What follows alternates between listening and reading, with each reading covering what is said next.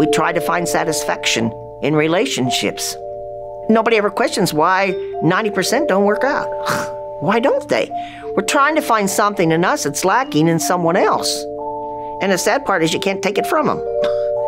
You may see it in that person in order to reflect what you need to develop, but you can't depend on them for your happiness. I'll hear people, oh, I just love this person. He makes me so happy. Wrong. This is not going to work because no one can make you happy. So the same sort of themes come up in a relationship. They break up with one person because they hated certain things in that person and they weren't certain ways that they wished them to be. They break up, they go along their journey, they bump into somebody else that shines slightly brighter than other people do, and they get into the relationship. They go through the honeymoon stage of infatuation and everything that goes on in that stage of thing, but then all of a sudden as the things start to balance out, they start to notice again that the negative things, the individual's own barriers come up, and the perceptions, because they weren't ever resolved, they start to perceive their partner in a certain way, like they're mean, or they're closed down, or they're whatever conflict they hold inside of them, and they end up realizing that they're in the same relationship again that they were in, that they tried to escape from. It's just in a new form. There's a new actor or actress that is now playing that role for them. It's because we can't ever escape ourselves. That's the problem. We can never escape our own conflicts. We can never escape our past because it keeps repeating itself in our life. So we get stuck in that revolution. And I see that in friends. You know, it's the really close girlfriend that has a lot of different relationships with guys, you know, or something. And you see her pick the same guy over and over again. He's just in a different costume. He has a different accent.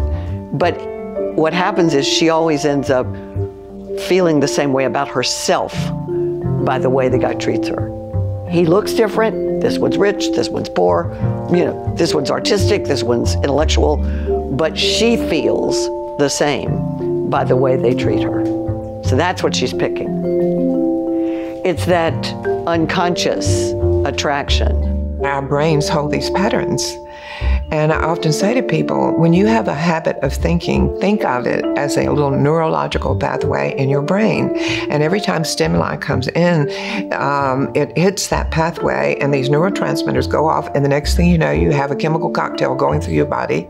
And here comes this whole pattern of thinking that says, oh, this is the reality of this, and this is what I must do. And it's familiar. They hold on to familiar pain rather than risk the unknown. Because it's familiar, like family. People recreate their family dynamics over and over again. I think it's because they're trying to go through them, but they don't think that. So they just keep mindlessly, unconsciously recreating. Like people will say, I married my third alcoholic. Now, why do you suppose I did that?